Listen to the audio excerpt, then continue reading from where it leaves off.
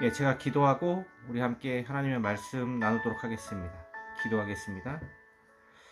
살아계신 하나님, 오늘도 말씀 앞에서 우리가 하나님의 나라와 뜻을 바라보기 전에 먼저 그 나라와 뜻을 인도하시고 창조하신 하나님 앞에 집중할 수 있는 시간을 되게 해주시고, 우리가 하나님을 그렇게 예배할 때에, 하나님을 찾고 찾을 때에 하나님 우리를 만나 주셔서 하나님의 아버지 되심, 우리 주 예수 그리스도의 주님 되심, 우리 성령님의 함께하심을 경험할 수 있는 예배되게 하여 주시옵소서. 오늘도 예배합니다. 이 예배를 받아 주시옵소서. 주님께 모든 것을 맡기며 사랑하신 예수 그리스도로 하여 기도했습니다. 아멘. 우리 함께 하나님의 말씀 나누도록 하겠습니다. 오시리가 당신입니까? 세 번째 시간인데요. 예, 마태복음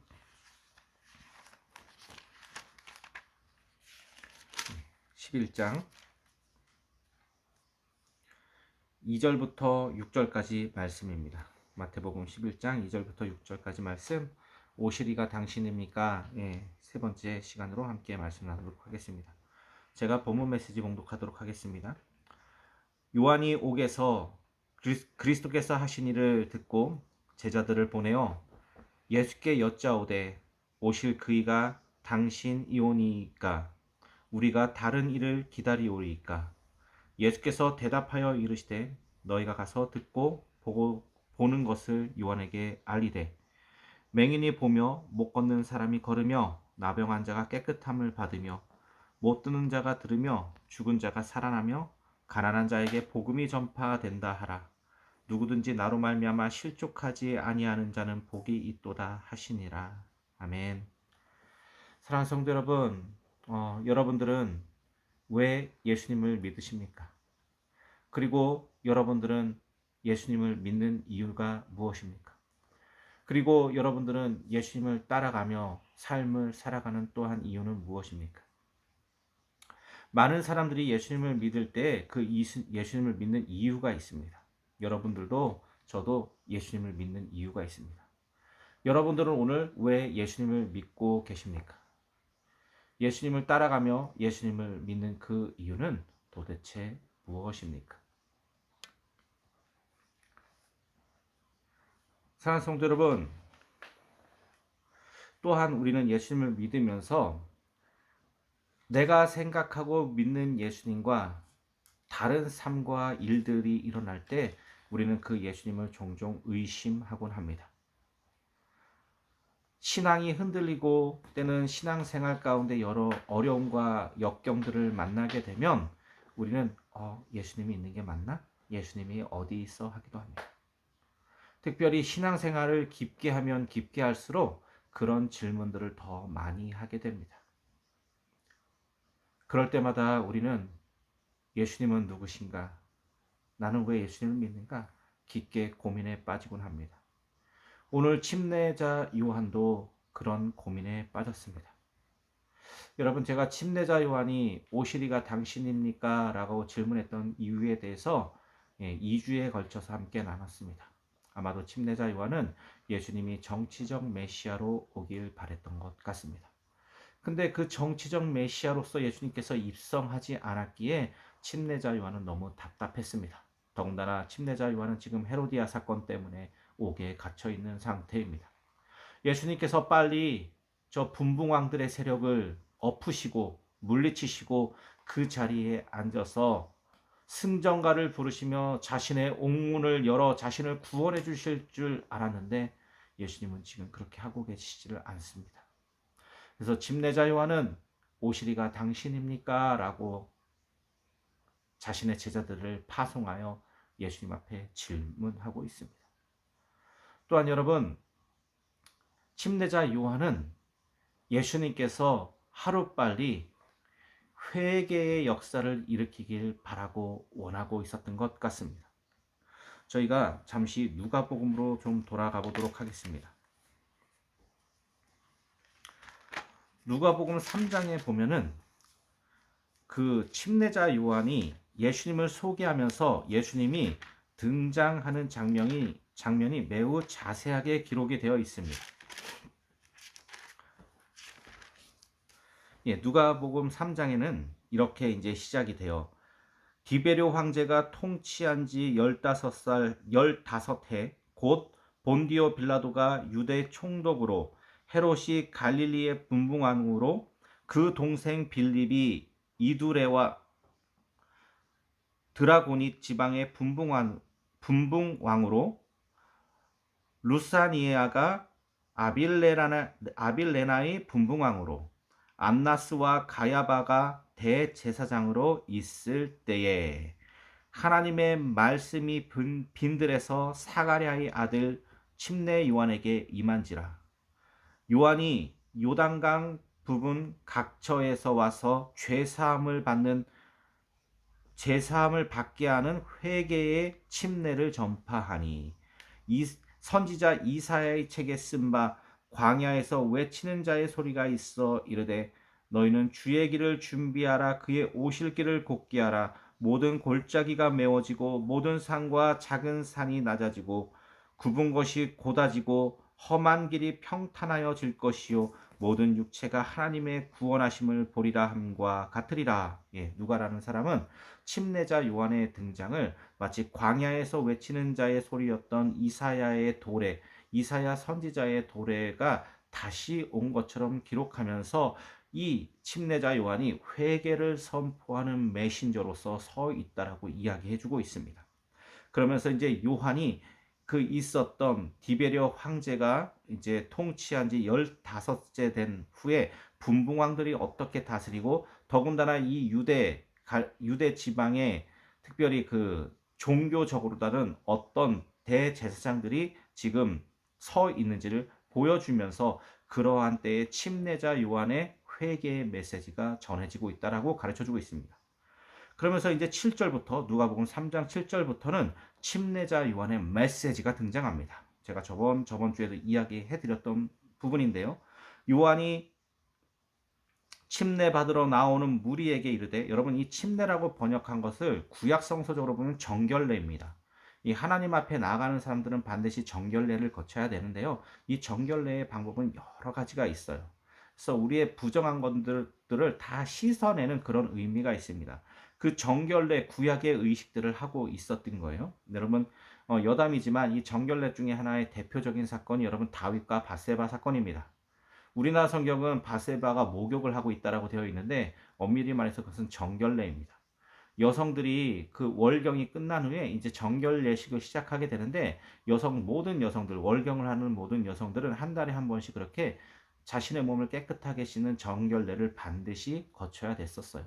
그 정결례 하는 밧세바를 보고 다윗이 그 밧세바를 부르게 되고, 결국은 우리아의 아내 밧세바를 그렇게 취해서 자신의 아내로 만드는 여러 가지의 악순환이 반복되죠. 어쨌든 이 정결례를 침례자 요한이 선포할 때에 수많은 사람들이 나왔습니다. 그리고 수많은 사람들에게 이 침례자 요한은 독사의 자식들아 라고 외쳤어요. 나오는 무리에게 이르되 독사의 자식들아, 누가 너희에게 일러 장차 올 진노를 피하려 하더냐. 그러므로 회개에 합당한 열매를 맺고 속으로 아브라함이 우리의 조상이라 말하지 말라. 내가 너희에게 이르노니 하나님이 능히 이 돌들로도 아브라함의 자손이 되게 하시리라. 이미 도끼가 나무 뿌리에 놓였으니 좋은 열매를 맺지 않은 나무마다 찍어 불에 던지니라. 우리가 물어 이르되 그러면 우리가 무엇을 하리이까?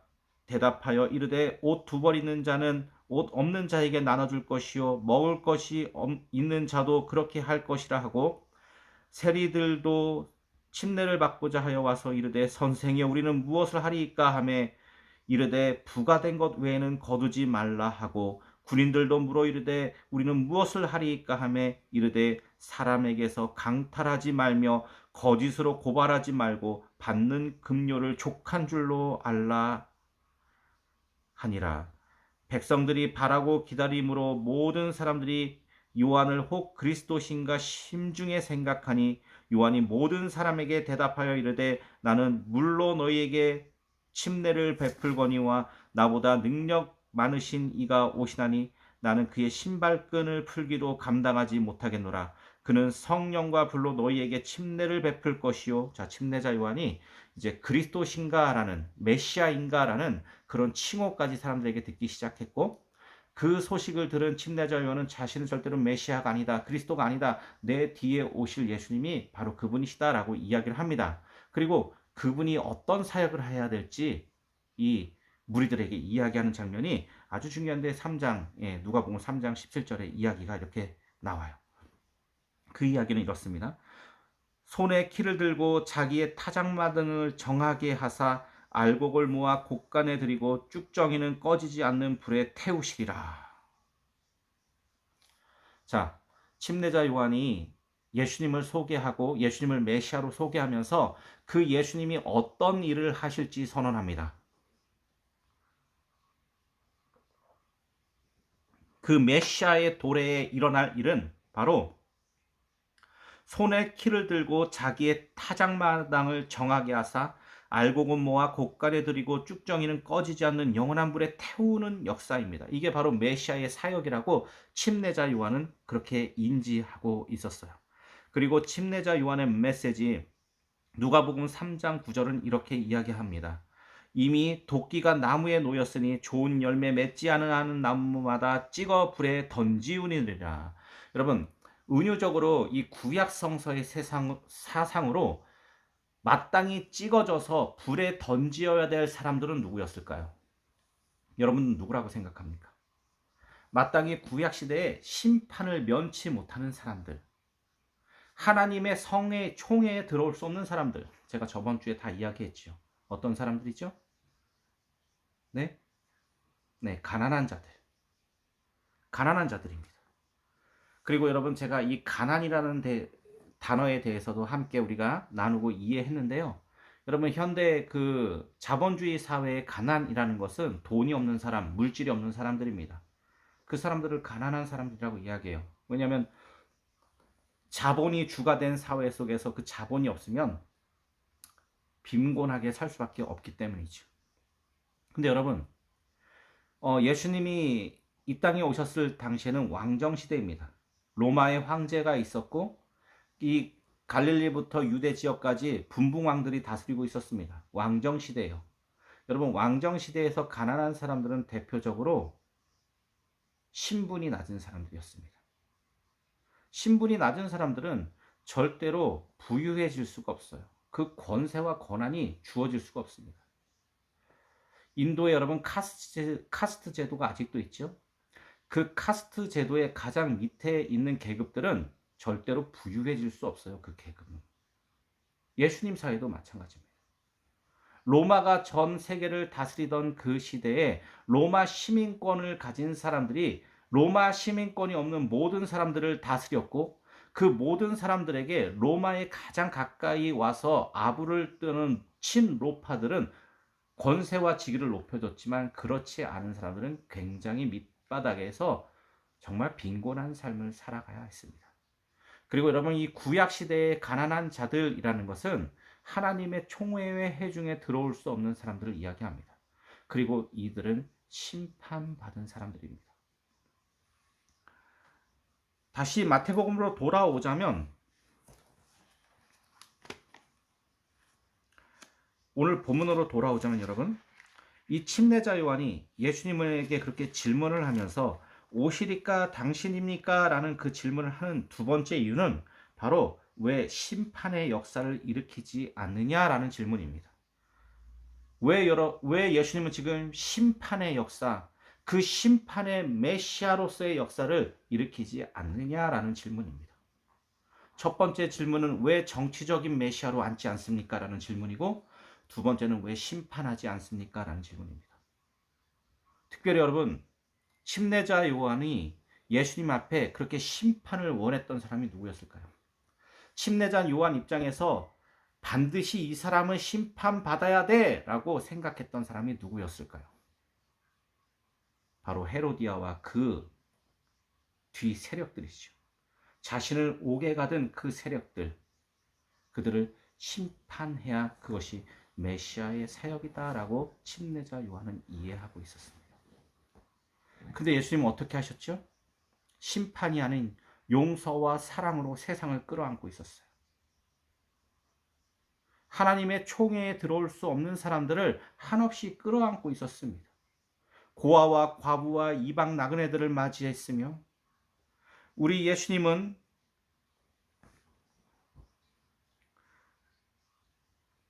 나병 환자들을 깨끗게 하셨고 못 보는 자들을 보게 하셨고 듣지 못하는 사람들을 듣게 하셨고 죽은 자를 살려내셨으며 이런 모든 가난한 자들에게 복음을 전하셨습니다. 자, 침례자 요한이 생각했던 메시아 사역과 예수님이 행하시고 있는 메시아 사역이 지금 너무 동떨어져 있는 거예요. 그래서 침례자 요한은 예수님 앞에 질문할 수밖에 없었습니다. 당신이 정말 메시아입니까? 왜 권세의 왕위에 오르지 않습니까? 왜 심판하지 않습니까? 이 두 가지 질문을 지금 침례자 요한은 지속적으로 예수님에게 하고 있는 것입니다.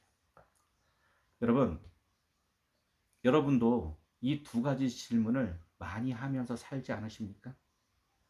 예수님, 왜 아직도 저를 이 깊은 어두움 가운데 광야 생활을 하게 하십니까?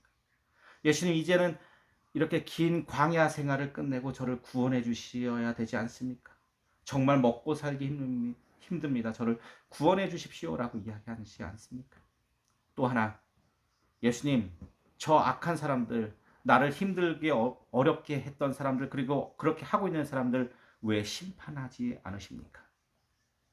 빨리 저들을 심판해 주십시오. 정말 저 집사님 저렇게 악한 일을 하는데 심판하지 않으십니까? 그냥 3대가 멸하게 해달라고 그렇게 기도하지 않으십니까? 나랑 한 입을 덮고 사는 이 인간 하나님 언제까지 살려두실 겁니까? 좀 하나님 데려가셔도 되지 않습니까? 여러분 제가 얼마 전에 식당에 갔다 왔는데 그 식당에서 아주머니 그룹들이 쫙 올라오더라고요. 그래서 야, 너 그 남편 혼냈니? 이러는 거예요. 당연히 혼냈지. 아주 그냥 입 밖에 꺼내지도 못하겠어. 이러면서 아줌마 두 분이 올라오시는 거예요. 무슨 얘기인가 잘 들어봤더니 그 육아 문제였던 것 같아요.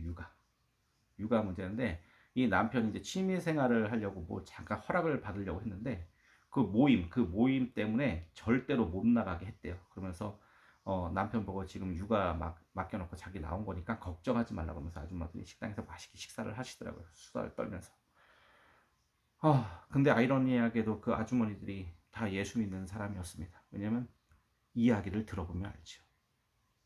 이야기를 들어보면 알아요. 나는 잘되고 남이 심판받기를 원하는 마음과 생각들 우리 안에 다 있지 않습니까? 나는 구원받고 축복받기를 원하면서 남은 그렇게 심판받고 빼앗기길 원하는 마음 우리가 갖고 있는 마음은 아닙니까?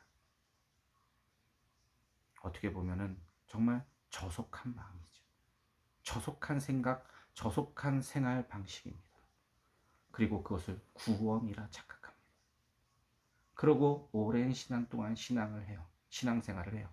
그리고 그 신앙생활은 굉장히 이기적인 신앙생활이죠. 나만 축복받으면 되는 삶, 그런 생각들. 그리고 예수님이 나 아닌 다른 사람들은 심판해 주시기를 원하는 그 말도 안 되는 생각들. 그렇게 사람들은 그 정도 수준으로 신앙생활이라는 것을 하며 종교생활을 이어가고 있는지 모릅니다. 그때 우리는 이 침례자 요한의 삶과 그의 질문 가운데 과연 예수님의 구원 사역이 무엇인지 생각해 볼 필요가 있습니다. 생각해 봅시다. 여러분들은 일주일 동안 살면서 심판의 메시지를 전하며 사셨습니까? 아니면 긍휼과 사랑의 메시지를 전하면서 사셨습니까? 특별히 가장 가까운 사람들에게 여러분의 언어와 생각은 긍휼과 사랑과 은혜의 메시지와 삶이었습니까? 아니면 저주와 손가락질과 심판의 삶이었습니까? 오늘 침례자 요한은 메시아 되신 예수님께 심판해 달라며 청혼하고 있는 것입니다. 심판해 주십시오.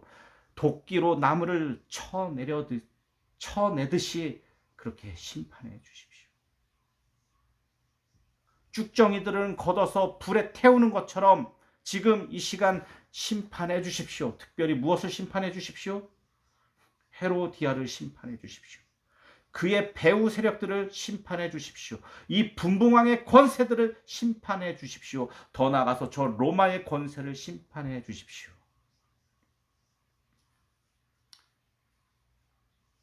그런 침례자 요한의 삶에 그 질문에 예수님은 답변하십니다.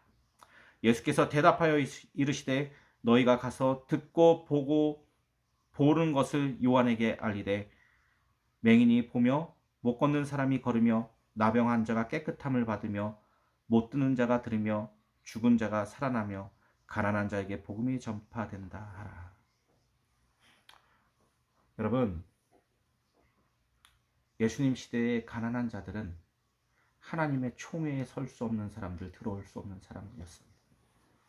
하나님의 총회에, 하나님의 성회에 들어올 수 있는 사람들은 건강하고 능력 있고 힘 있는 사람들이었습니다. 그렇게 유대인들은 생각했어요. 그러나 하나님은 단 한 번도 고아와 과부와 이방 나그네들과 이런 장애인들을 버리신 적이 없습니다. 왜냐하면 예수님의 삶을 통해서 우리는 그걸 알 수 있습니다. 여러분, 예수님이 하셨던 메시지 중에 기가 막히게 안타까운 메시지가 있습니다. 특별히 종교 지도자들에게, 하나님의 모든 것을 알고 있다라는 종교 지도자들에게 하셨던 메시지 중에 너무너무 안타까운 메시지가 있어요. 그것은 너희가 하나님도 모르고 하나님의 말씀인 성경도 모른다라는 이야기예요. 여기서 성경은 구약의 이야기들입니다. 특별히 토라와 선지서와 예언서를 모른다라는 이야기. 누구보다도 하나님을 잘 알고 있다라는 그 종교 지도자들에게 너희가 하나님도 모르고 성경도 모른다. 이 한마디의 한 줄 평. 이것이 우리들을 향한 평가라면 여러분 어떻게 생각하시겠습니까? 평생 신앙생활을 하며 더군다나 여기에 모태신앙 혹시 있습니까? 태어날 때부터 어머니의 뱃속에 태중에 축복받아서 거룩한 하나님의 백성으로서 그렇게 모태중에 이미 유아 세례를 받았던 사람들. 그런데 단 한 번도 하나님의 마음을 이해해 본 적 없습니다. 단 한 번도 하나님의 말씀인 성서를 정말 정독하며 눈물 흘리며 때르며 이 말씀 가운데 정말 가슴을 쳐본 적이 없습니다. 그러면서 그냥 자본주의 사회가 만들어 놓은 물질 만능주의를 따라갈 뿐입니다.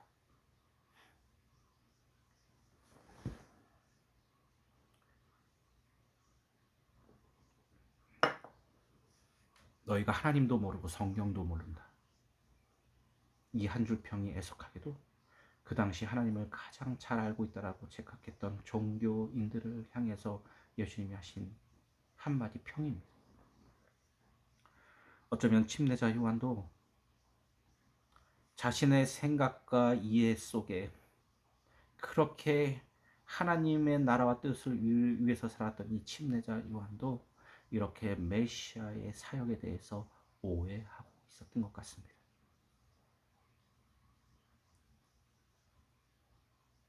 정치적인 메시아가 되어서 세상을 심판하며 다스릴 분, 그분이 메시아라고 착각하고 있었던 것이죠. 그러나 그런 침례자 요한에게 예수님은 사랑과 평화와 하나님의 공의가 되시는 사역들을 이어가십니다. 그것은 바로 앞을 못 보는 분들을 보게 하며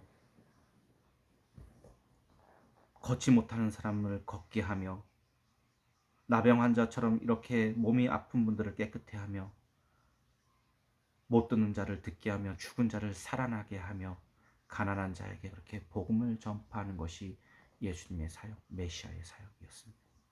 즉 메시아의 사역은 은혜와 긍휼입니다. 그러나 침례자 요한은 심판을 원했습니다. 여러분, 여러분의 삶과 언어는 저주와 심판과 손가락질의 삶이며 메시지입니까? 아니면 은혜와 긍휼의 삶과 메시지입니까? 오늘 말씀 가운데 우리의 삶을 좀 돌아보았으면 좋겠습니다. 여러분, 저는 이 메시지 가운데 특별히 못 걷는 사람이 걸으며 라는 이 메시지에 집중해 보려고 합니다. 못 걷는 사람이 걸으며. 여러분, 고대 이 히브리 사회에 못 걷는 사람들이라는 말은 하나님의 회중에, 하나님의 성회에 들어올 수 없는 사람들이라는 뜻입니다. 즉 걷지 못하는 장애인들을 이야기해요. 걷지 못하는 장애인들 가운데는 여러분 안진뱅이들이 있었습니다. 스스로 일어설 수 없는 분들이에요. 두 번째는 곱추들이 있었습니다. 등이 휘어진 장애인들이에요. 걸을 수는 있지만 그 등이 휜 그 장애는 하나님의 성회의 총회에 들어갈 수 없는 멸시천대를 받는 짐 밖의 사람들, 성 밖의 사람들이었습니다. 그리고 하나님의 성회에 들어올 수 없는 걷지 못하는 자는 난쟁이들이었습니다. 이분들도 역시 장애에 의해서 걸을 수는 있지만 보편적인 사람들보다 키가 한없이 작은 사람들이었어요. 성서에는 그 걷지 못하는 대표적인 한 분이 등장하는데 누가복음 19장에 등장하는 삭개오라는 사람입니다. 여러분, 우리나라 성경은 삭개오가 키가 작다라고 되어 있습니다. 키 작은 삭개오. 이 삭개오라는 뜻의 원래 영어는 헬라어로 자카이오스인데 이 자카이오스는 순수하다라는 의미를 갖고 있습니다. 그리고 이 자카이오의 히브리 말은 자카이인데 이 자카이는 거룩하다라는 뜻입니다. 카도시에서 유래된 말이에요. 그러니까 이 사케오라는 말은 사람의 본명일 수도 있지만 예수님이 선언하시는 예수님께서 지어주시는 이름일 수도 있습니다. 여러분, 예수님께서 이름을 참 많이 지어주셨어요. 그죠? 혜성이는 예수님이 직접 지어주신 사람들 이름들 알아요? 예수님이 이름을 지어주신 사람들 베드로. 이야기? 베드로. 시몬 베드로. 베드로. 또 누가 있었어요? 레위 마태. 레위 마태. 그리고 또 누가 있었어요? 기억나는 사람 또 없어요? 예수님께서 이름 바꿔주신 분? 잘 기억이 안 나요? 네, 어쨌든 우리의 성인은 마태와 또 누구를 이야기했죠? 베드로 이야기했습니다. 예수님께서 이름을 바꿔주시고 그렇게 이름을 만들어주신 분이죠. 어떻게 보면 이 자카이오스 사케오라는 사람은 여러분 걷지 못하는 사람 중에 하나였습니다. 안진뱅이거나 또는 곱추이거나 또는 난장이거나 하나님의 회중의 총회에 들어갈 수 없는 사람이었습니다. 그 사케오가 어느 날 자신이 여리고의 세리장으로 있는데 그 여리고의 세리장에서 오만 유대인들에게 비난과 손가락질과 조롱을 받고 있는데 예수님께서 나와 같은 죄인들을 품으시고 안아주시고 용서해 주시고 끌어안으시며 찾아다니신다는 이야기를 듣게 됩니다. 이미 그 당시에 예수님에 대한 소문은 온 유대 땅에, 온 사마리아에, 온 갈릴리에 두루 퍼져 있을 때였습니다. 그러던 어느 날 여리고에 예수님이 오신다는 소식을 이 삭개오는 듣게 됩니다. 그 이야기를 제가 누가복음 19장에 있는 이야기로 들려드리겠습니다. 예수께서 여리고로 들어가시니라. 삭개오라 이름하는 자가 있으니 세리장이요 또한 부자라.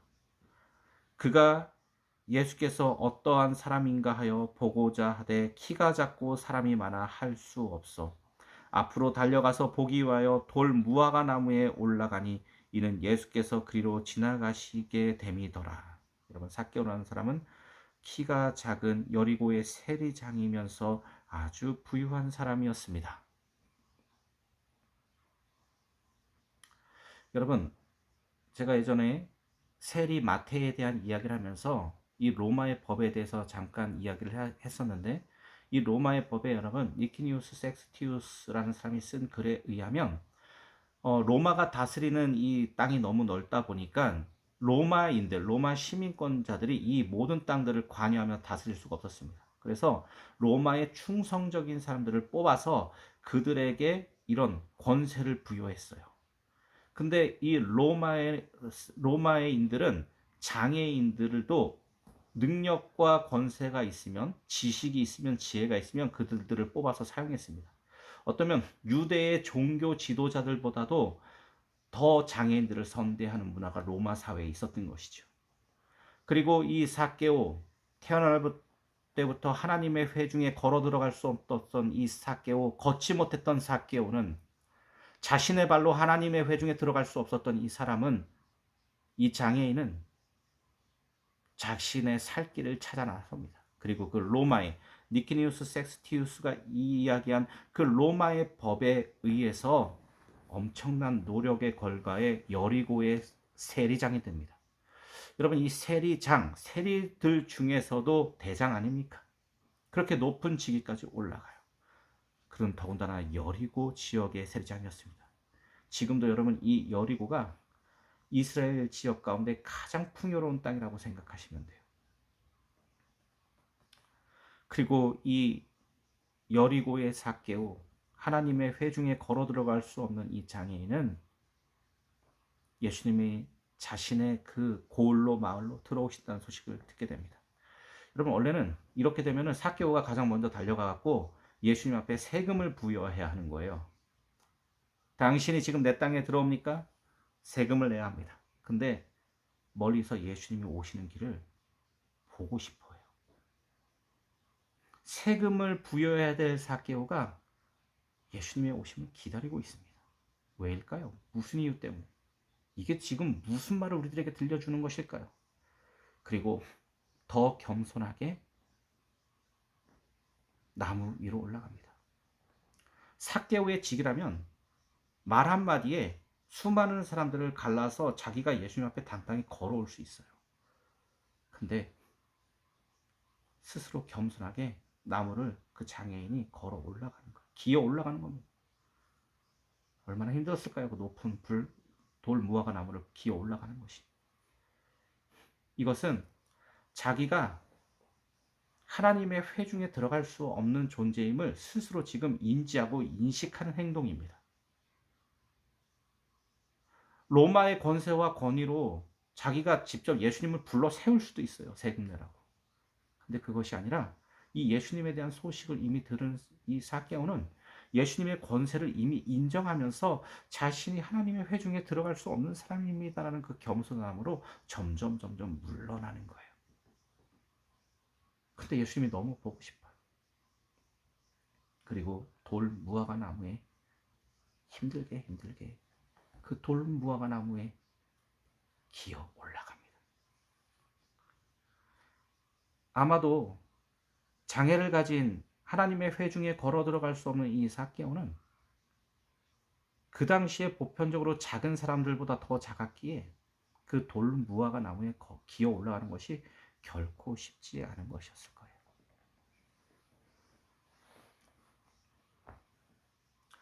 예수께서 그곳에 이르사 쳐다보시고 예수님께서 자기에게 오실 것을 바라고 있었을지도 몰라요. 그리고 예수님은 그 돌 무화과 나무에 기어 올라간 하나님의 총회에 걸어 들어갈 수 없는 그 삭개오를 쳐다보십니다. 이르시되 삭개오야 속히 내려오라. 자꾸 물러나지 말아라. 하나님의 회중에서 더 뒷걸음치지 말아라. 하나님 앞에서 자꾸 물러나지 말아라. 삭개오야, 나 말씀하시는 거예요. 이 삭개오의 마음과 그 형편을 예수님께서 이미 다 알고 계셨습니다. 속히 내려와라. 더 가까이 와라. 하나님의 회중으로 더 가까이 와. 괜찮아. 더 가까이 와. 너 죄인 아니야. 가까이 와. 사람들은 너에게 손가락질했지. 유대의 종교는 너를 멸시천대하며 괴롭히며 하나님의 총회에 들어올 수 없다라고 했지. 하나님의 제발로 네가 걸어들을 수 없다라고 그렇게 손가락질하며 너를 비웃고 조롱했지. 아니야. 더 가까이 와. 속히 내려와. 가까이 와. 그러면서 예수님이 말씀하십니다. 내가 오늘 내 집에 유하여야 하겠다. 여러분, 이런 삭개오와 같은 사람들은 유대 종교 지도자들에게 완전히 버림받은 사람입니다. 근데 예수님은 이 집에 들어가겠대요. 이 지금 어떤 장면과 비슷하죠? 우리가 마태복음을 지금 듣고 있는데 마태복음의 세리 마태를 만나주신 예수님의 모습과 매우 유사합니다. 죄인들을 끌어안으시고 용서하시는 예수님. 오늘 내 집에 유하야 하겠다 하시니 급히 내려와. 그 장애의 몸을 가진 이 삭개오가 곱추였던가 안질뱅이였던가 아니면 난쟁이였던가 아니면 다리가 없는 불구였던가 하나님의 회중에 들어갈 수 없는 이 삭개오가 급히 내려와 즐거워합니다. 즐거워합니다. 내가 이해하고 생각했던 그 예수님, 그 메시아가 맞는 거예요. 내가 그렇게 들어왔던 그 예수, 나와 같은 죄인을 품에 안으시고 나와 같은 자를 하나님의 총회로 이끄시는, 나와 같은 자를 하나님의 백성과 자녀가 되게 하시는 그 예수님의 소문이 맞은 거예요. 이 이야기는 오늘 본문의 침례자 요한이 생각했던 메시아관과 너무 다른 것입니다. 침례자 요한은 메시아는 왕위에 올라서 심판의 권세를 행하는 분으로 이해하고 있었습니다. 그러나 이렇게 멸시천대 받고 하나님의 회중에 들어갈 수 없는 삭개오는 메시아에 대한 생각이 나와 같은 죄인을 맞이해 주시는 분이라는 분은 그 생각으로 예수님을 기다리고 있었던 것입니다. 속히 내려와 급히 내려와 즐거워하며 예수님을 영접했습니다. 그리고 사람들이 다 수군거려요. 왜? 이 수많은 사람들도 메시아 하면은 왕의 권세에 올라 심판하는 사람이라고 생각했기 때문입니다. 근데 그 왕이신 예수님은 하나님의 총회에 들어올 수 없는 모든 가난한 자들을 품에 안으시며 지금 하나님께로 이끌고 있습니다. 이것은 정말 큰 괴리감이에요. 너무나도 극단과 극단입니다. 여러분, 여러분들이 살아온, 여러분이 생각하는 예수님에 대한 메시아가는 무엇입니까? 나 잘 먹고 잘 살게 해주는 분 아닙니까? 자본주의 사회에 나를 자본의 선도주자로 이끌어 주셔야 되는 분 아닙니까? 내가 굶주리고 배고플 때 나에게 자본을 주시는 분을 예수님이라고 착각하며 믿으며 살고 계시진 않습니까? 또는 나를 권세의 자리로 이끌어 주시는 분, 높고 화려한 왕궁으로 나를 이끌어 주시는 분이라고 생각하지 않습니까? 좋은 직장, 좋은 직업, 좋은 사업들 아닙니다. 예수님의 메시아 사역은 오늘 우리를 하나님께로 인도해 가시는 것입니다.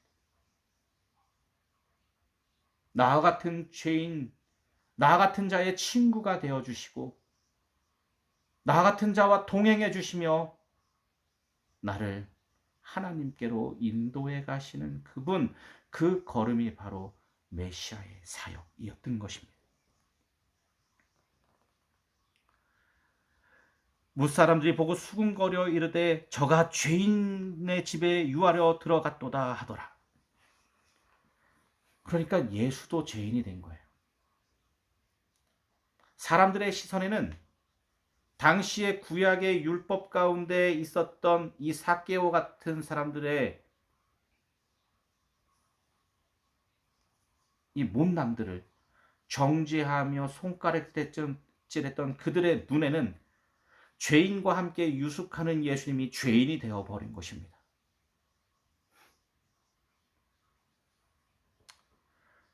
삭개오가 서서 주께 여짜오되, 지금 자신의 집에 들어왔는데 아직 앉아 있지 않아요.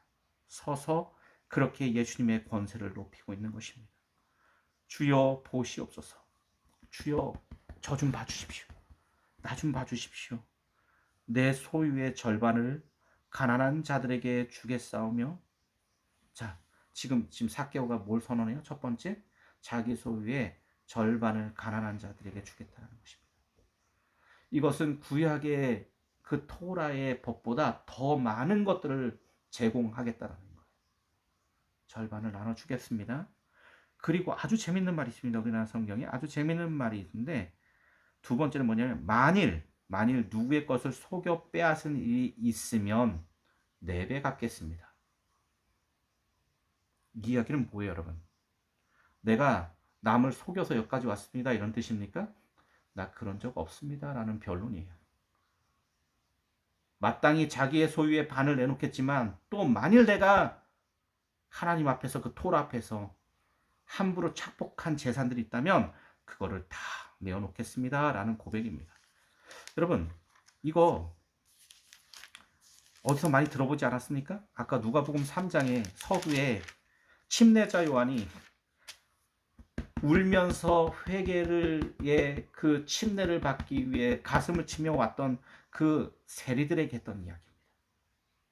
자, 다시 가볼까요? 누가복음 3장 12절입니다. 침례자 요한에게 침례를 받으러 왔던 세리들의 모습이에요. 세리들도 세례를 받고자 하여 와서 이르되, 선생이여 우리는 무엇을 하리까 하매 이르되, 부과된 것 외에는 거두지 말라 하고. 너 세리 직업 더러운 직업이야. 그 매국노나 하는 짓이야. 너 그런 직업 갖지 마가 아니라 그 세리의 삶을 살면서 부과된 것 외에 더 착복하지 말라는 것입니다.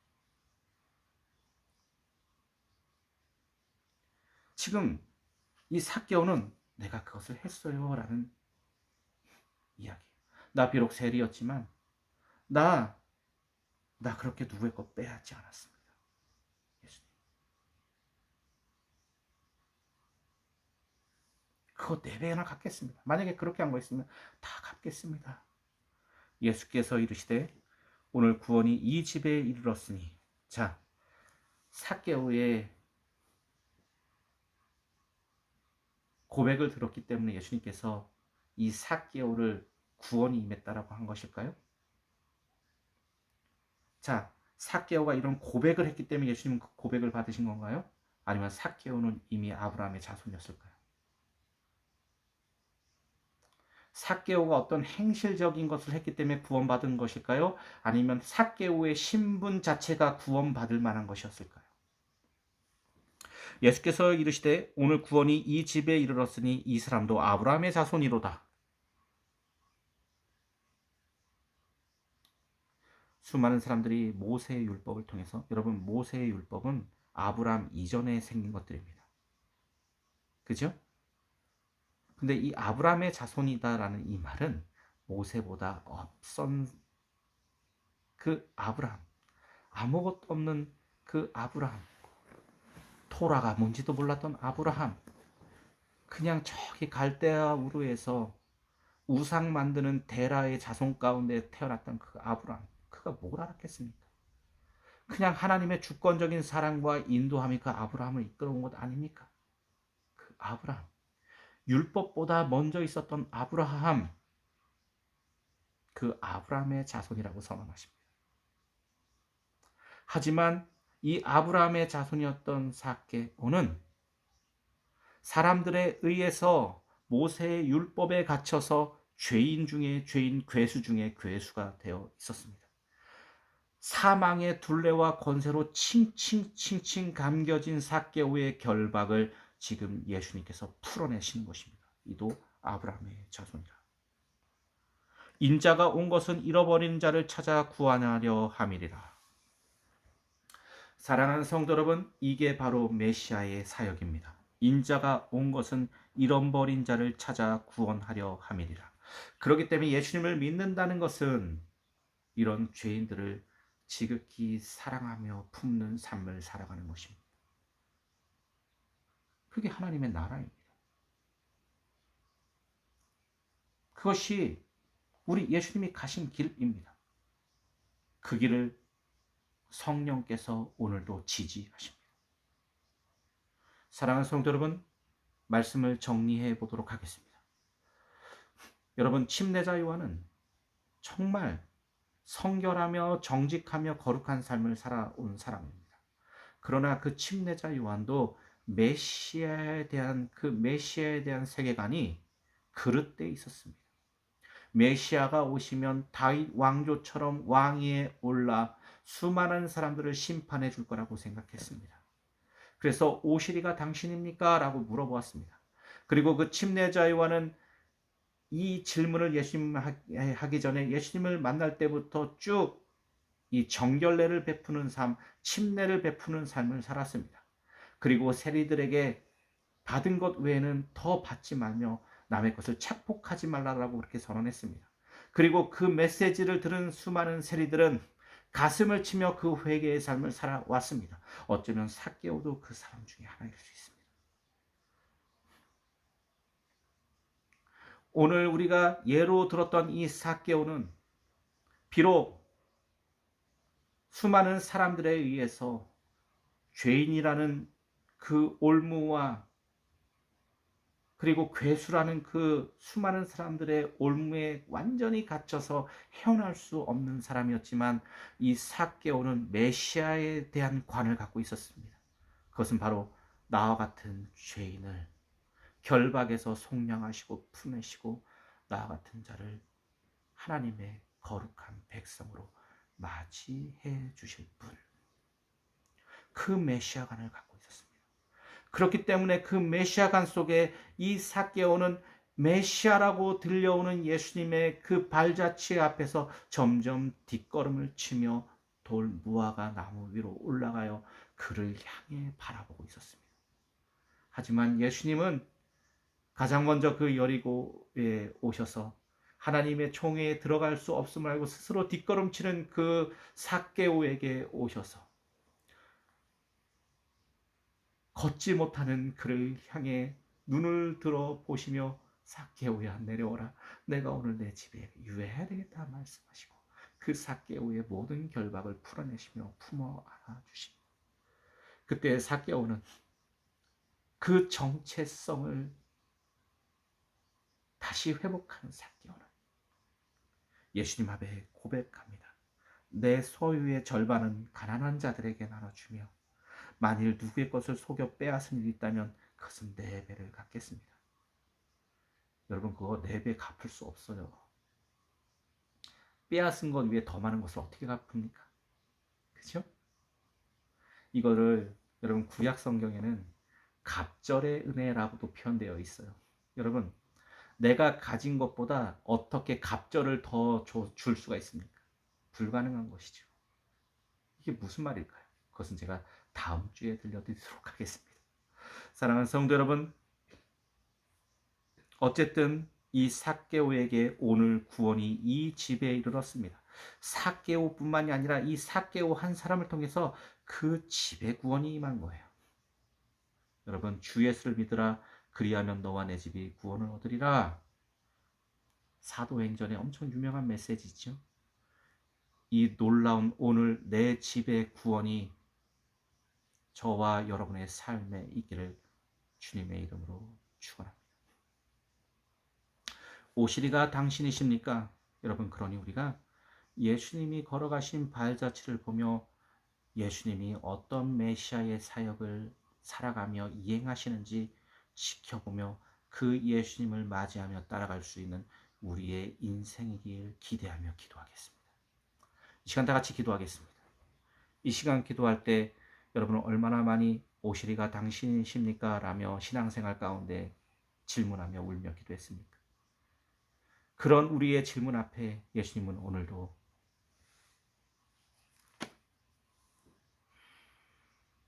맹인들을 보게 하고 못 걷는 사람을 걷게 하며 나병 환자들을 깨끗하게 하며 듣지 못하는 사람을 듣게 하며 죽은 자를 살아나게 하며 모든 가난한 자들에게 하나님의 나라와 뜻과 의를 선물하십니다. 그리고 그들을 하나님의 백성으로 불러들이십니다. 이 거룩한 메시아 사역 앞에 예수님을 정말 메시아로 받아들이는 우리가 되게 해달라고 우리 기도합시다. 그러면서 나의 생각과 나의 착오로 만들어진 잘못된 메시아관을 내어 던집시다. 높은 자리에 올라가 힘과 권세와 능력을 행하고 심판의 날을 선언하는 그 잘못된 메시아관을 다 내려놓고 오늘도 긍휼과 사랑으로 오래 참으시며 이 전도에 미련한 방법으로 한 영혼을 구원해내시는 하나님의 그 사랑, 그 은혜, 그것을 기억하며 기도하도록 하겠습니다. 기도하겠습니다. 살아계신 하나님, 오늘 이 시대의 삭개오가 여기 있습니다. 예, 죄인입니다. 예, 괴수입니다. 나 같은 죄인을, 저도 제가 죄인임을 아는 저 같은 자를 품에 안으시고 이름을 불러주시고, 아니다, 너 죄인 아니다, 내가 너를 하나님의 백성으로 자녀로 삼겠다라는 그 예수님의 부름 앞에 하나님, 제가 삭개오처럼 모든 것 버려주고 예수 그리스도의 앞에 설 수 있는 삶을 살게 하시고, 정말 하나님, 저의 모든 것을 하나님께 나누며 이웃에게 나누며 그렇게 살아갈 수 있는 주님의 인생 될 수 있도록 이 못난 죄인을 거룩한 하나님의 백성으로 거듭나 변화시켜 주시옵소서. 하나님, 이 공동체가 주님과 함께 기뻐하며 주님의 길을 걸으며 주님의 십자가의 길, 순교자의 삶을 가장 아름다운 영광으로 여길 수 있는 공동체가 되어서 오늘도 세상의 낮고 천한 곳에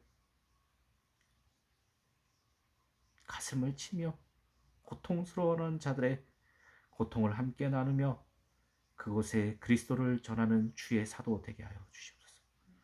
주님께 모든 것들을 맡기며 사랑하신 예수 그리스도를 간절히 기도했습니다. 우리 시간 다 같이 예수님이 가르치신 대로 오늘 예배 마치도록 하겠습니다. 하늘에 계신 우리 아버지, 이름이 거룩히 여김을 받으시오. 나라의 마옵시오. 뜻이 하늘에서 같이 땅에서도 이루어지되 오늘 우리에게 일어나 주시옵시고 우리가 우리에게 죄는 잘해서 우리들을 사하여 주시고 우리를 시험하지 말게 하옵시고 다만 악에서 구하소서. 나라와 권세는 아버지께 영원히 있사옵나이다. 아멘. 사랑하는 성도 여러분, 우리 그리스도인이 됩시다. 감사합니다. 예배 마쳤습니다.